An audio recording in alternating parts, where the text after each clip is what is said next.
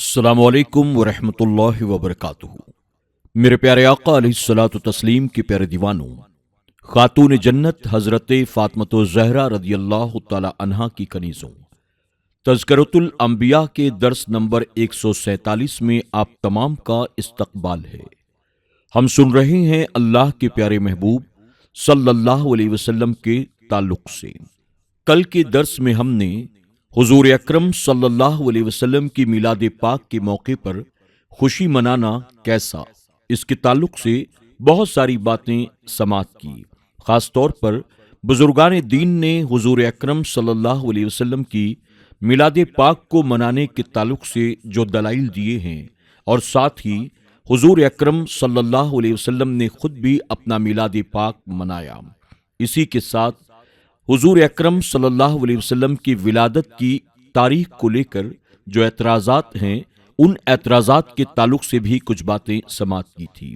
آج کے درس میں بھی انشاءاللہ ہم حضور اکرم صلی اللہ علیہ وسلم کی ولادت کی تاریخ کے تعلق سے جو اعتراضات ہیں، ان اعتراضات کے جوابات سماعت کریں گے۔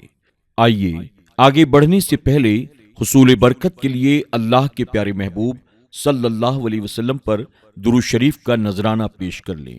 آپ تمام سے گزارش ہے کہ آپ بھی میرے ساتھ مل کر ضرور پڑھیں۔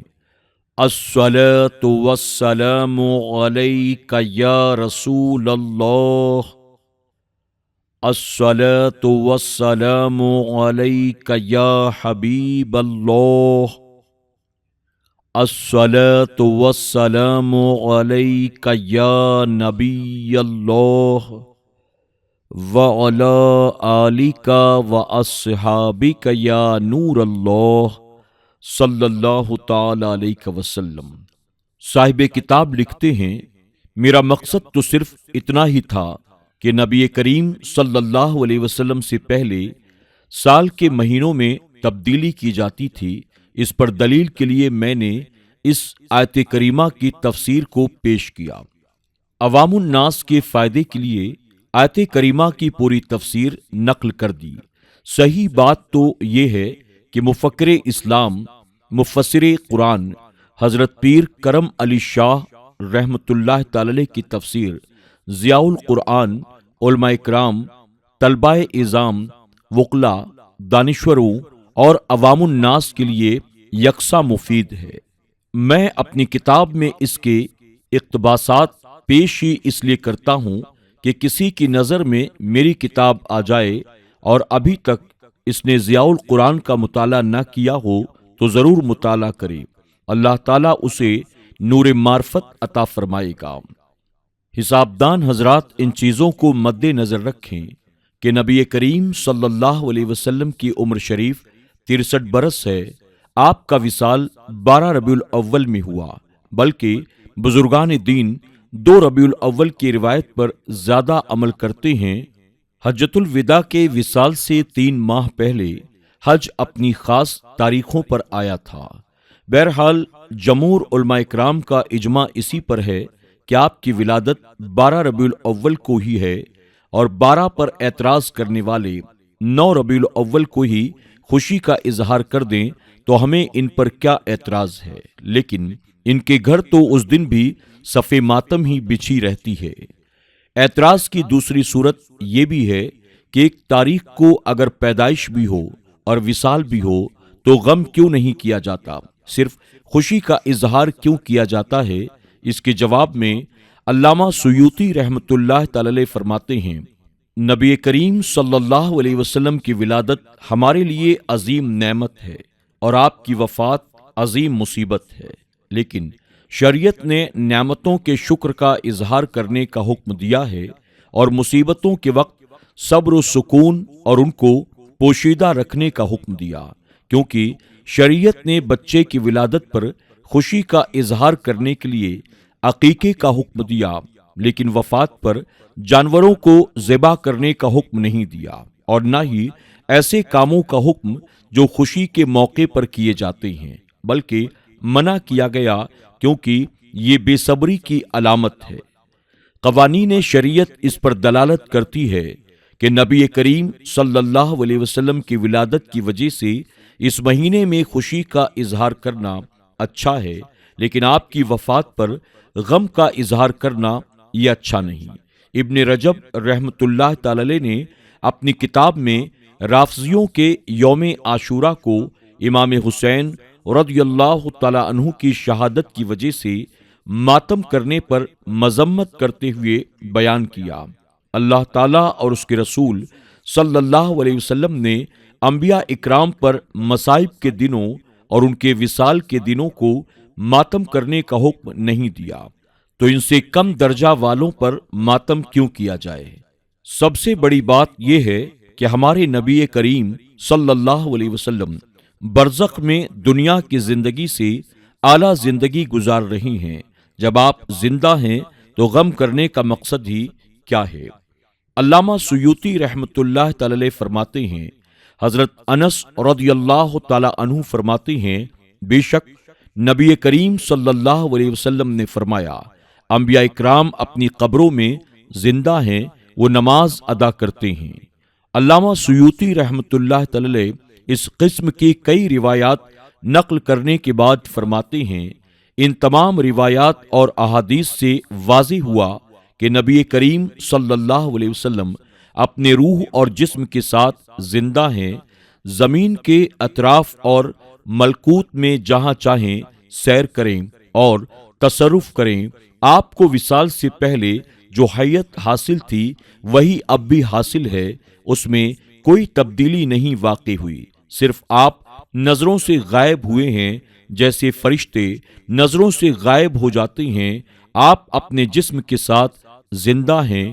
اللہ تعالیٰ جس کو آپ کے دیدار سے مشرف کرنا چاہتا ہے آپ سے حجاب اٹھا دیتا ہے، وہ آپ کو اسی حال میں دیکھتا ہے جیسے آپ ظاہری حیات میں تھے۔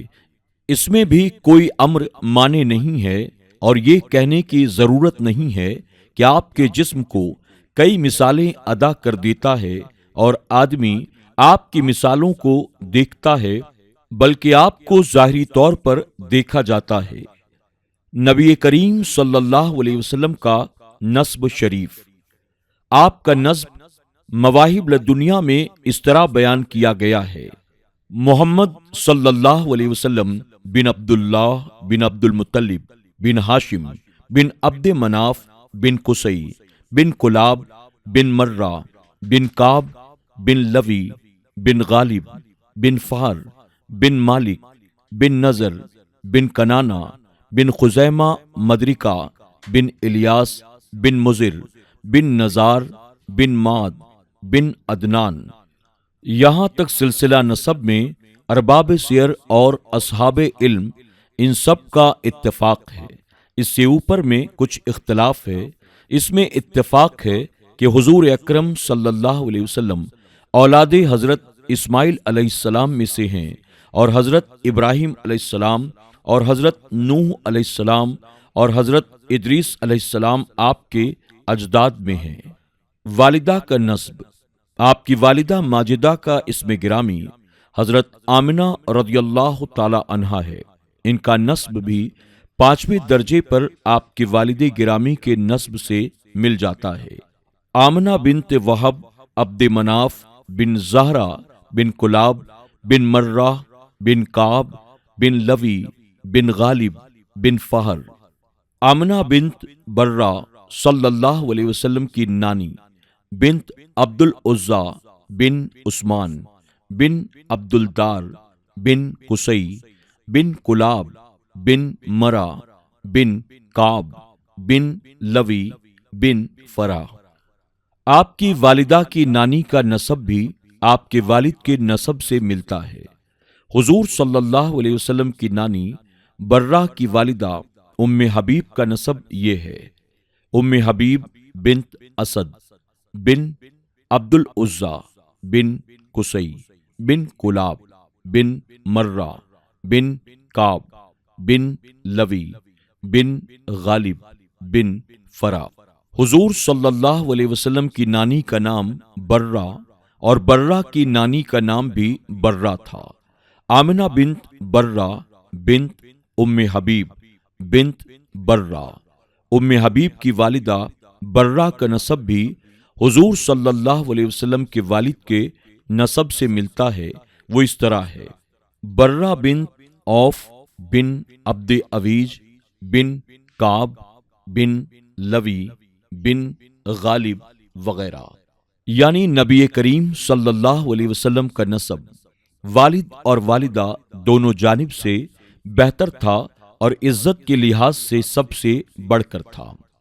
حضور صلی اللہ علیہ وسلم اکلوتے تھے، آپ کا کوئی بھائی یا بہن نہیں تھے، بلکہ اپنے والدین کریمین کے اکلوتے بیٹے تھے۔ نہ ہی آپ کے باپ حضرت عبداللہ کی کوئی اور اولاد تھی، نہ ہی آپ کی والدہ حضرت آمنہ کی کوئی اولاد تھی، یعنی ان دونوں کا یہ ایک ہی نکاح تھا۔ حضرت عبداللہ نے بھی کوئی اور شادی نہیں کی اور حضرت آمنہ نے بھی نہیں۔ آپ کے والدین کی ایک جگہ قبریں۔